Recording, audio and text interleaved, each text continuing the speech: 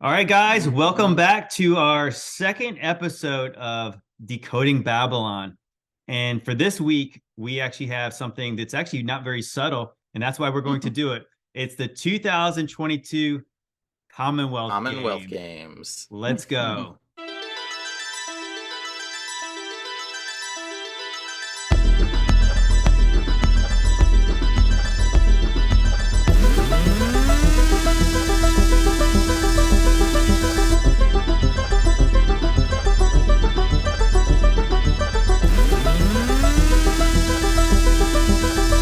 Okay, we're going to start right off and we're going to just play some video on this, and Bryan and I are going to comment.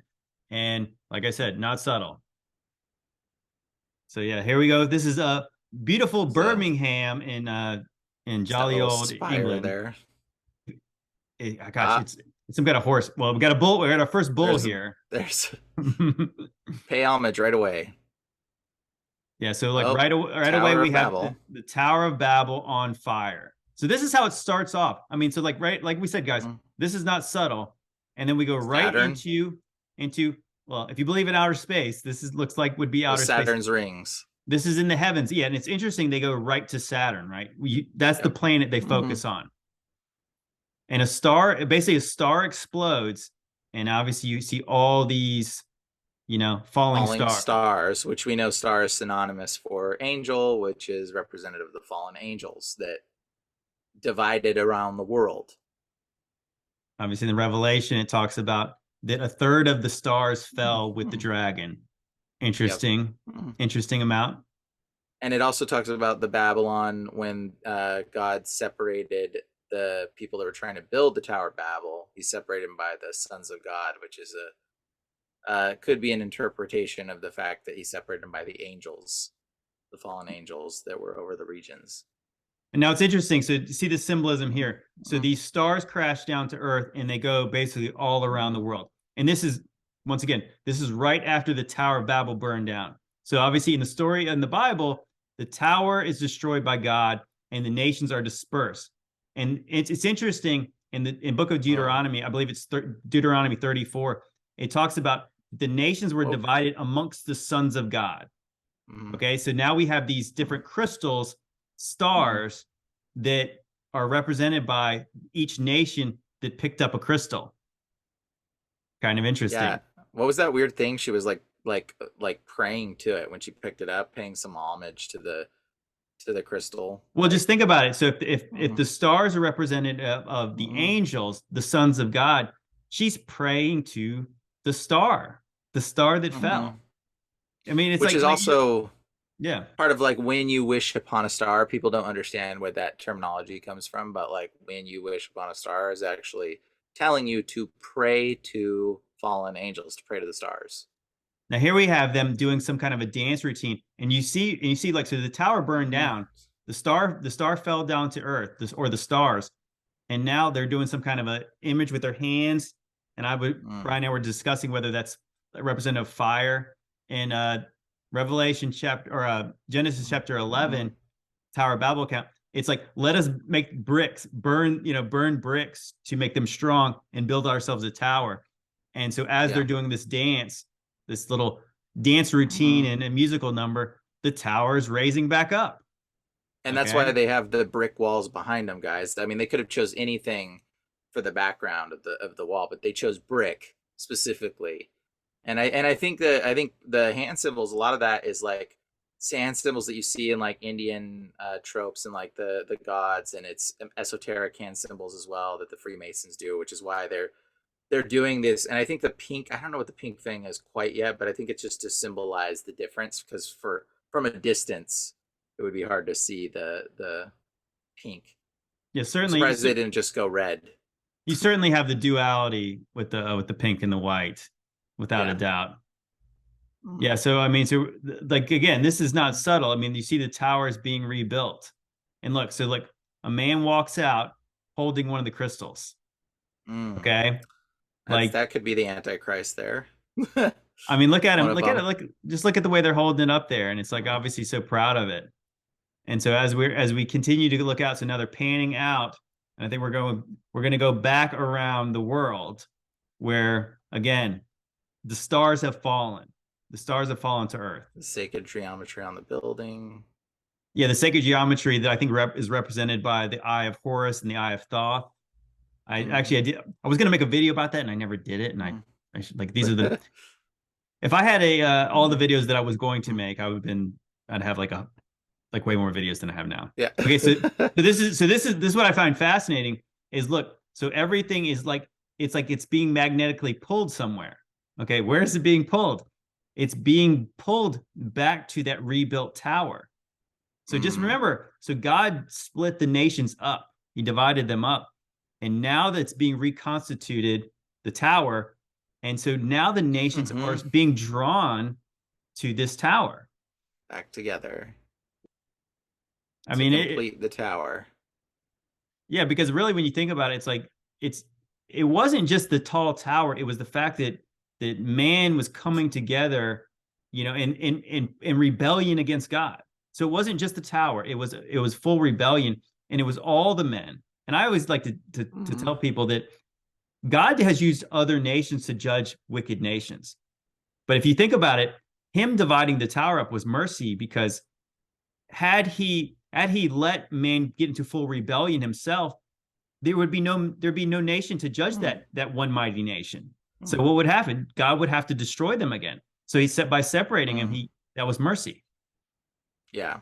And you know, it's interesting because the one guy that came in that was like rebuilding the tower in this location, he represents his one star, his one fallen angel, his one demon presentation. And then all the others are gathering together. These are the other fallen stars, the fallen angels. They're all coming together again in unison, in unity here right now. That's what we're seeing. He's like basically calling together all the divided ones that at the Tower of Babel were divided. He's calling them all back into this moment together. Okay, so this is them passing the torch. Oh, and look what we got here. we got Freemasons. We got the most worshipful Freemasons with their torch. Yeah. Of course, you knew they were the horn. You think they had anything to do with the symbolism behind this ceremony, Bryan? Oh no, absolutely not. What are you talking about? We don't talk about those guys. Yeah. Well, it'd be like, well, we could tell you, but then we'd have to kill you. Yeah. But they wouldn't be kidding. Yeah, they wouldn't be at all. There's humans in chains. Now this is people in chains. Like, obviously, if you don't have eyes to see, this might be a little strange to you what you're looking at. It's like it's women pulling chains, and obviously, what are they pulling into this gigantic arena? And look, oh, that guy right there, that's Quetzalcoatl, man. Okay, so like understand when you think about the plumed serpent, that's why the Native Americans, the Indians wore headdresses, because it was the feathered serpent. Yep. So that's what the feathers are for. Yeah, I believe that's also Kodakan, I believe his name is. And Kubla Khan, yeah. No. Quetzalcoatl, Kukulkan, but in Mortal Kombat, the video game, his name's Kodakan, I believe, or something like that. But that's literally what he looks like. Now look at this. I mean, now, of course, I think the city of Birmingham has like a bull representation. I think that's why they showed a bull outside the stadium. But good grief, look at this super demonic robotic bull. And it's sort of interesting that it is robotic as well. Is that possibly iron and clay? Yeah, absolutely. I guess I really didn't think about it when this happened last year, but like the fact that it is robotic, is it? I mean, obviously we're seeing so much stuff with the AI and all the imagery with, the robotics, automation. And look, we have a robotic beast. Well, it's metallic, and it's metal, and it's technology, and so like the fallen angels, that's what they gave man. One of the things they gave him was metallurgy. So of course it'd be representative in metal, or in something that connects back to it. I mean, and there's writing. I don't know what all the curse words or the curses on that guy's helmet face is, but it's interesting as well. Right. Yeah, we should take note that he's wearing some kind of like almost like a helmet, and it's got all these names on it. And of course, if I go right over to Revelation, was it Revelation chapter 17, and it mentions. So the great prostitute was seated on top of the beast, and obviously we're gonna get there. And it said, Yeah. and it was a scarlet, Mhm. is a scarlet beast. Obviously, I would say this Mhm. beast is on the red of persuasion. And it Yeah, for said, sure. and it says that had a full of blasphemous names. And obviously, Wow. and so yeah, so that's what the beast in the book of Revelation, chapter 17, has blasphemous names, and it's got all this writing all over it. Like obviously, is Oh it my gosh. look, so now we have a woman again. So like a woman is going to be sitting upon the beast. We have this woman trying to calm the beast. He's trying to tame the beast. And so his eyes went from, Was blasphemous names on its forehead. yes, yes. Mm. Again, this is interesting. What I find sort of interesting is that you have, again, the metallic beast. Okay, so I believe the original beast, Nimrod, like basically your first Antichrist. Well, he's dead. So he's dead. His spirit, his Nephilim spirit, down in the bottomless pit, Apollyon, Abaddon. Mm. What's sort of interesting to think, is it possible that the head wound, the beast who comes back, is it possible that he comes back by some kind of technology? He can indwell a metallic vessel. Yeah. I mean, I'm not saying for sure, but I'm saying that it is sort of interesting, just with obviously taking it forward for the day and age we live in. And It's a there she long, is riding the beast. yeah. So I'll read this Mhm. verse when it said, this is Revelation 17:3. And I was carried away in the spirit into the wilderness. I saw a woman sitting on a scarlet beast that was full of blasphemous names, and had 7 heads and 10 horns. The woman was arrayed in purple and scarlet and adorned in gold, jewels, pearls, holding in her hand a golden cup full of abominations, impurities of her sexual immorality. And so, okay, now you're going to say, okay, well, it doesn't have seven heads, it doesn't have 10 horns, but what I believe is that is a reference to the Hydra. That's in the Mazzaroth, the Zodiac. The Hydra has 7 heads, and I think that the 10 horns are representative of the 10 kings. So Look, a that's lot of blood times, coming out of its eyes. yeah, that's Did interesting, you see isn't it? that? Yeah, Okay. yeah. So I think so. Just think Mhm. when you think of the 7 heads, think the Hydra, think stars in the sky, and again, there's probably like the principalities, powers, like the fallen angels representing the Hydra, like Each one Satan. of these each one of these little people holding a star right here is the representation of all the fallen angels, I believe. What? And that's what they're kind of doing here, paying homage to the beast and the one fallen angel on top who's tamed the beast or whatever. Yeah. So what we should take note of is that Mhm. in the Commonwealth Games, they had 72 nations. In the book of I think when it talks about, there used to be 70 nations, like other than Israel. Basically, they were divided up by amongst the sons of God. So 70, so there's 72 in this one. We'll get to that later. But 72 stars here, basically all bowing down to the beast. And it's like, again, Mhm. remember in Revelation 13, it talks about that people are going to have to get the mark, and they're going to be forced to worship the image of the beast. What is this if not the image of the beast? This is That's crazy. There's an This eye is, right there too. yeah. That's the Again, yeah, eye. yeah. Is it See possible? it Yeah, pretty right. clean. I think that they're showing an eye, the bull being the pupil in there. Interesting. And yeah, they're bowing down to it. I mean, if Straight up. that is straight up worship, obviously, I don't think anybody could even Mhm. deny that they're worshiping this Mhm. abomination, this beast. And look, okay, so look, it was kind of funny. It was almost like he was surprised that they took them. Oh, whoa. All that money, and he still kind of looks a little goofy. Could have made him a little cooler looking. It's all right. Mhm. Well, yeah, it's sort of interesting. So we have the 2 women taking off basically his helmet. And so what I heard another person say was that he comes in chains. So just think about it too. So the beast, the Abaddon, Apollyon, he's locked up. Remember, like obviously at this point he's locked up in the bottomless pit. So he comes in chains. The chains are gone. Then that whatever that piece was on his head is removed. So it's almost like his bondage is broken too. So like this is them freeing the beast, and once again worshiping the beast. Yeah, so you know that they probably let off. You know that was probably 72 fireworks. Yeah, that I just got let off. I mean, just the crazy part is like, so they're worshiping the beast, and you know what happens to the people who don't worship the beast? So this is the 72 nations, and remember that the beast is given authority to conquer the saints, all the nations of the earth. So if you don't worship the beast, it's death.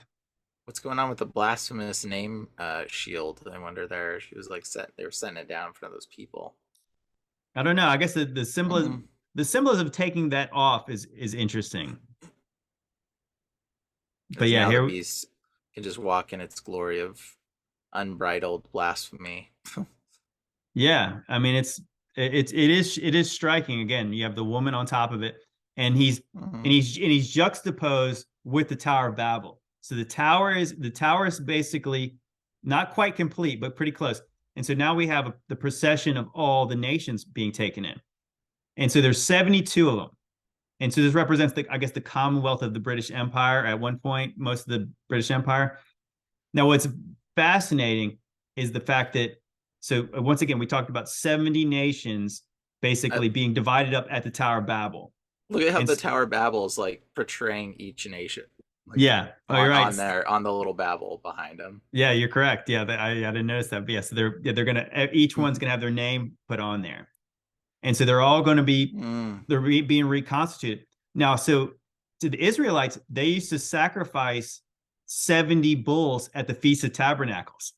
So that's a shadow of the return of Christ, when all those bulls. Again, think about it. So bulls being representative of like these spiritual entities, the angels, the bulls, the horn gods. Just think about that. So they're all so the Israelites used to sacrifice 70. So why is there 72? Now I've heard different interpretations of this. Obviously, at Babel, the Israel wasn't there because that was Abraham. Okay, now we should talk about this. Look, so we have so now they're taking their crystals each individually, and they're walking up around the top of the tower. And as they do that, the star raises above the Tower of Babel. The Illuminati, basically all-seeing eye at the top of this thing, and it's got this symmetry between it and the bull. I mean, this is striking to me. I mean, this is your dollar bill right here. This is the eye, and there's the beast. And to me, I said this is a image of giving his authority over to the beast. And again, this is juxtaposed with Prince Charles at the time. This is July 28th, 2022. The Queen is still alive. He just got passed the torch as this bull is raised up, getting that light, that authority given over to it. He gets passed the torch. I mean, that is ridiculous. I just can't imagine like being at this event and like not recognizing that you're a part of some giant worship of Baal or worship to the bull, and like I mean, imagine buying the tickets and thinking, oh, we're gonna go see the Commonwealth games, and then all of a sudden this. Like, I would be so out of there so fast. Like, I can't even believe this many people are even participating in this and willfully staying for this concert and all this stuff going on. I'd just be like, this is clearly a Tower of Babel worship event. Like, why am I here? Like, leave. Let's go now. Like, I don't even understand how people don't see the thing, but the world will be blinded, the Bible says. So yeah, I mean, I imagine I'm kind of almost picturing like the Griswolds at European vacation. Hey, look, honey, Big Ben. Hey, honey, look, the Tower of Babel. Hey, look at that big mechanical bull. Do you think that represents the beast? I mean, no, I mean, it really is. It's like, I don't know. Obviously, it's hard to picture yourself back when you were blind, but like, I don't know that I could. I don't know if I was ever so blind I wouldn't be able to see this, because I'm like, that's weird. Because I think that a lot of people never, and we should probably talk about the golden calf. So obviously the Israelites leave Egypt. They built they made a golden calf and they worshipped it. And obviously this was representative again of an Egyptian god.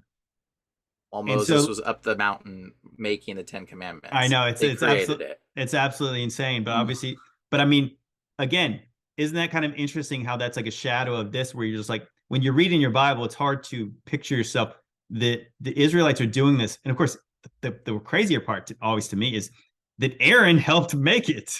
Like, you know, like, I mean, obviously he would have got killed if it wasn't for Moses. Obviously, Moses talks about praying for him. But I mean, I think that cool all the other prophets got killed. He grounded up the golden calf and he made everyone eat it. Yeah, that was interesting. That was interesting. That was very interesting. He made him drink it. He made him drink the water that they threw the ashes in. But no. So the spiritual blindness where they're building this idol, and just like today is, so now we have this bull, and I think a lot of people don't really understand what the symbolism with the bull is, but biblically, yeah, the bulls always pretty much represent these evil deities. You know, so I think it's fascinating that people could actually go to this and not understand, like, yeah, what am I looking at? I mean, I think a lot of people would probably be like, well, that was interesting. I mean, if they had no knowledge of anything biblical, but I mean, I think most people understand the Tower of Babel as a representation of rebellion. You know, so how they could use this in a positive way, but I don't know. I guess I do see like the blindness where people say, what's wrong with peace? What's wrong with the nations coming together? Because obviously they don't understand that. Again, did you see how demonic that beast was that came into the team? He's going to rule this thing. So Nimrod ruled through tyranny. And once again, it will be the same thing. And I think obviously that's why God will have to come back, because God is good, and he wouldn't be good if he allowed just complete oppression of all the nations with no reprieve. So once again, if all the nations come back together, God is the only one who can come back and judge this place. And let me finish that thought. So I said you had 70 nations representing all the Tower of Babel nations. Well, now there's 72 here. So what you didn't. So you could add one more and say Israel wasn't there because Abraham, you know, God was, you know, gave his inheritance over to Abraham. And then, so then you had the split nations. And it's my belief that the horde that rides the beast is Jerusalem. I believe Jerusalem's the whore of Babylon, because there's a lot of talk with the prophets talking about calling is, you know, Jerusalem the prostitute. So you could say the two kingdoms of Judah and Israel, you know, do they make the 72?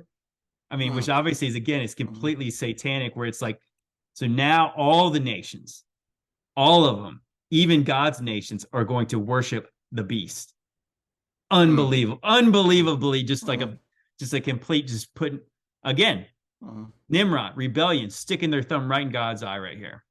Yeah, and and I don't know, I mean, the word, I think it's the aleph, it's the A word. It actually, in the Hebrew alphabet, is a bull, I believe it is. I think it's the first letter of the Hebrew alphabet. It's the head of a bull, which is another reason why they always worshipped the bull first. It was like it was like their first word. Interesting. In high regard. Yeah, I think the Apis, I think, was it called Apis, is what they call the Apis bull. I guess that was what they in Egypt with the golden calf was, which obviously is likely a representation of, once again, like Horus, Osiris, you know, like all the same kind of, like all the deities you kind of know and heard of a lot. And again, we showed the eyeball representative Horus with the bull making up the pupil. Interesting. Yep. And I don't know what this ties into, but I was, right before this thing happened, there was the Queen Elizabeth lighting ceremony of the lights that she lit that tree, and that tree with the double helix thing that happened, and it went into the tree and lit the tree up, and it was the tree of trees is what it's called, which realistically we know it's not the tree of trees, it's the tree of knowledge of good and evil. It's probably what it was that she was lighting, and there was a double helix that she lit that like went to that tree, which was obviously had a third line in it, so it was a triple helix, which I think represents some kind of genetic modification. But that happened right Is before the that a Commonwealth representation Games. of, is that a representation of entwining the iron into the helix? That's exactly. It mixing something into our helix genetics. That's for sure. Is what they're Ugh. trying to do. Well, That's what the. you know, you say tree of trees and you say the tree of knowledge, but it could be representative of the tree of life, because if you really think about it, Yeah. like that's actually why God set the cherub out in front of the Garden of Eden. He's like, you guys ain't, because I don't want them to get the tree of life now because they rebelled. Yep. You know, so he kicked them out of Eden. So it's like, again, they want this world without God in it, but they need Mm-hmm. obviously the tree of life. They need their eternal life. But what's fascinating is Bryan and I were talking about. So the tree was 70 feet tall. Okay, so 70. We talked about the 70 bulls, 70 nations, 70 being a number of completion in the Bible, and then the queen. Hey, did they know that she was only going to live this past year? It was very kind of interesting. I knew they minted a coin that represented the 70th year. She dies that year. And I mean, Mm-hmm. I think this is where I think I was actually hit when somebody I heard somebody breaking this down last year. I was really struck with, wow, there is a lot of Antichrist smoke, surrounding King Charles now. And like, it was really like, Mm-hmm. this was the year that it was going to be passed to him. I mean, I guess did the queen know that? I mean, she Who said, "Wait, knows? hey, how come it only says how come it says this year to this year? Like there will be no more years." And they're like, "Oh, don't worry about it. Don't worry about it. It's fine." Who knows? I mean, they plan these things and they orchestrate it. So for a reason, and whatever they believe, a lot of satanic stuff. They believe in gematria, like they believe in the numbering of things when it gets to like anything satanic or demonic. And I find it interesting because God didn't actually use numbers in the Hebrew Bible. It was all letters, and letters represented like the Bible versus like 10:23 is really Aleph, Bat, Mhm. whatever, it's like represented by letters. So numbers were a thing that came later. And then when they came later, it's also something that you find, Satanists tying themselves to almost always. So it's kind of interesting when you see this numerology and this number or gematria, symmetry stuff going on. It all Yeah. means something in the demonic Oh, world. 100%. I think that's when we were like, when we've, Mm-hmm. I've been learning more about it, and it's like it's one of these things where we don't really fully understand it. But obviously, it was interesting. We talked about, so the queen did this tree ceremony on the third day of the 6th month. Is it 3 6s? Probably. And, Probably. and we were talking about like, is how deep was the queen into this stuff? And the truth is, obviously, we know she did some good things. I think she probably did a lot of bad things we don't know about, just because of Mm-hmm. the system she was basically born into. And I think that's why you always have to understand, like, these bloodlines are super important. Obviously, she was the queen, her son's the king, but obviously we talk about them being related back to Vlad the Impaler.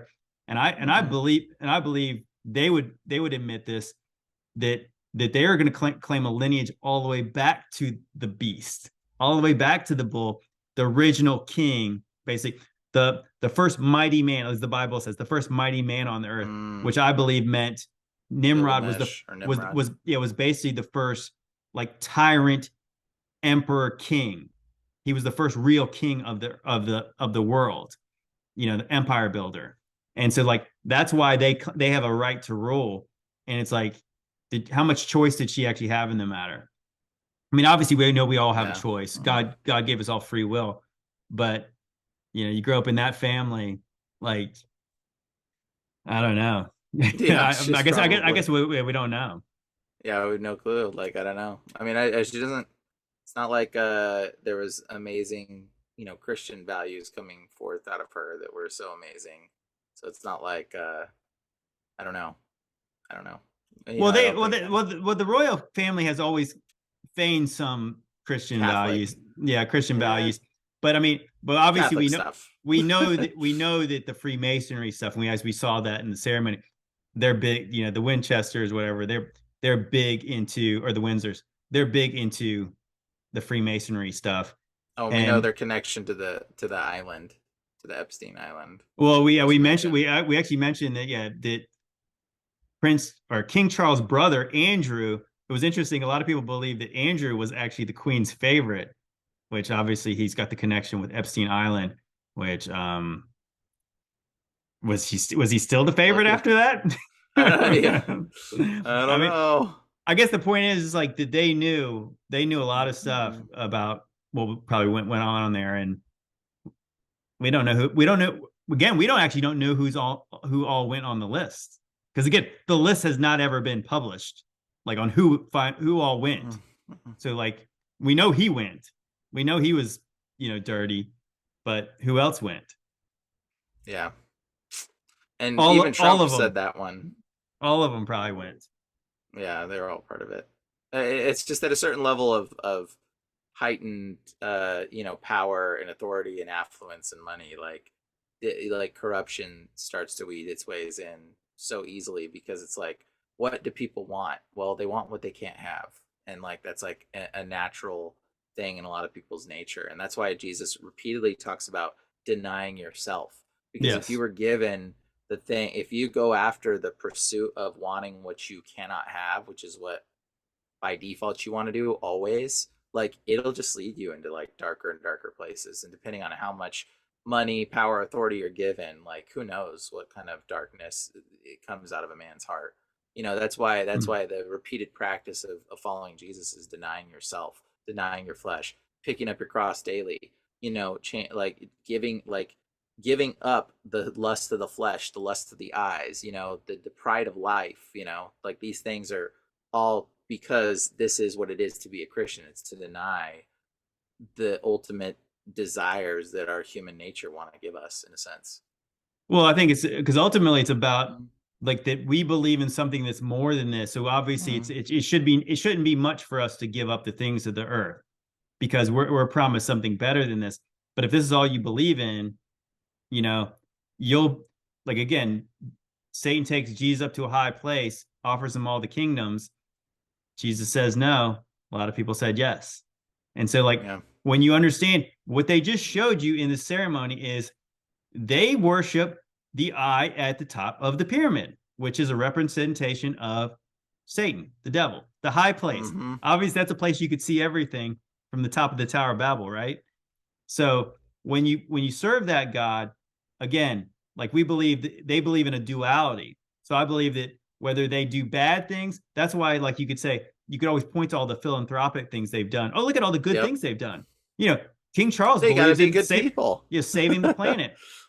Well, our God, again, it doesn't work that way. Again, we're not saved by our works. We can't make up for the bad things we've done by doing good things. It doesn't work that way. It's Jesus' blood and God's grace that has given us a second chance. And then obviously our works are the evidence of our belief in our faith in Jesus. But it's not the other way around. And it's not like we could never make up for that kind of stuff. But the God they serve, again, they do have, there's two paths. But I do believe that if you walk this walk with them, you're Epstein's Island, stuff like that. That's the kind of stuff that is part and parcel of worshiping Satan. I mean, and again, what is this? And we talked, it's interesting, we talked about this the last time, about people don't think they're worshiping Satan. Look what you guys are taking part in, guys. Like, I mean, like again, with the spiritual blindness, and Bryan, as you said, you'd probably say, I think I gotta leave. I thought I was coming to see sports, but like, what am I witnessing now? It's like when you see all that kind of stuff, and it doesn't actually take you aback and say, I'm not cool with this. Again, maybe you unknowingly, because you didn't want to know, you did worship Satan in this big spectacle in front of the whole world. Yeah, I it's crazy that they even, like, that stage is so reminiscent of Babylon. Like, what else could it ever even possibly mean? Like, what else could any of this possibly mean? You know what I mean? Like, it's just, there is nothing else. It's obvious that this is worship of Baal. It's obvious that this is the Tower of Babel. Like, it's so obvious at a certain point, you just got to be like, okay, something's not right. Something's not adding up. I don't know what's going on. This is something I need to walk away from this at a certain point. Like, dude, No. it's so sad. So sad. Well, no, I think my closing thoughts is basically, yeah, just that. It's like this is kind of the things that kind of woke me up of like, I got to start telling people, because if you really think about that, the subtlety is gone when they start doing this kind of thing. And after 2020, get away with it. Yeah, after 2020, like there was a major shift, and it did seem like the things they did were a little more subtle. But after 2020 happened, there was a shift in this world where they're throwing it right in our faces. And it's likely because the time is short and it doesn't matter. And but I think it is striking. I mean, obviously, if you guys are listening to us, you're probably switched on. You know what we're talking about. But this imagine trying to do this in the 50s. If they got away doing something like this in the 50s, it would just be like every news report would be like, these pagans. Like, I don't know. I mean, I guess the thing is, like, I feel like there's a lot of things that got swept under the rug. And I think today, and maybe again, this is like why they want to ban the TikToks of the world, because they do some of these ritualistic things, like again, like at the Gotthard Tunnel at CERN, where you're just like, wow, that is so openly satanic. Like, what are they doing? All these like we gotta do that next. Respected dignitaries and all these people just doing this stuff right in the open. I mean, but now it's like you have people like, like, praise God that God gave us eyes to see and like ears to hear, that we can like point out, guys, you know what they're showing you? Like, we tell you break down step by step, like, look at what they're doing. And again, there'll still be somebody who say, oh, you guys are reaching. You think that's satanic? It's like you think that we're just making all this stuff up? I mean, this is one of the things where like, we didn't have to dig deep. It was like, whoa, they did what? A star, a tower, a bull, an all-seeing eye? Like, what? No, I mean, like I said, these ain't coincidences, guys. This is biblical prophecy coming true, and it really is. It's spiritual blindness that leads us straight into a tribulation, which obviously I believe it's right around the corner. Oh, it's absolutely right around the corner. They wouldn't be doing these kind of rituals showing you what's coming right now. Like, they did. Obviously, they're doing this type of ritual right in your face. They're telling you what it is. They're showing you that it's coming. They do it at all the Super Bowls. They do it at all the events. They're doing it at everything right now at a prime moment, And I don't know. I mean, at this point, it's like we're like a year, 2 years, maybe 4 years off is what it seems like before something goes down. Like, honestly, like it's happening right now. Like, things are kicking off right now in front of us. So everybody needs to be prepared, wake up, get in the right with Christ, get your hearts right, start getting, don't be like counting on the rapture to happen and you just be disappeared out of the earth. Like, that's not necessarily how it's going to happen. Okay, guys, you got to read the verses. So, but get mentally prepared, physically prepared, like, know how to grow crops, because what's coming soon is going to be like, we're going to have to be like breaking away from society very soon. When you see things like this, it's like, okay. Well, I think that's a good point, and this is probably what to end on before we don't go too long. But like, is the fact that it's showing the nations are all coming together. Again, this is going to be a worldwide thing, and so really, like, I mean, I don't know. We don't know how long this will go. We don't know if this is part of the birth pains. We don't know when like the Great Tribulation actually kicks off. We don't know if there's going to be a parallel economy. Obviously, us trying to, to kind of make do in the meantime. But yeah, guys, like, I think this is a great reset time. This is what they're showing us with the reconstituting of the Tower of Babel. And like, again, if you don't worship that bull, what's going to happen? Obviously, biblically, it says that you don't have a choice. Otherwise, because the beast is given the authority to conquer the people who do not take the mark. And obviously, if you believe in the promise of God, again, those who overcome, it was by the word of their testimony, the blood of the Lamb, and they did not love their lives unto death.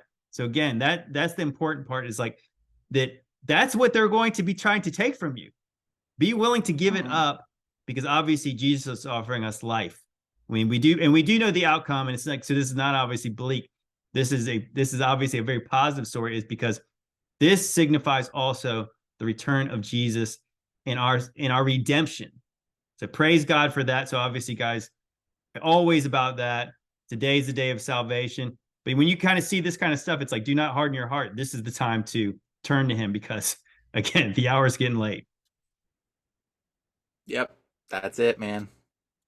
All right, guys. Well, I hope you guys enjoyed this breakdown. Obviously, we got many more to come, and obviously, this was not subtle. Maybe we'll go more subtle next time, but obviously, give us a hit in the comments. Obviously, we've got a lot of ideas floating around. If you got any ideas for us, hey, we aim to please. So, anyways, guys, we love you. Later.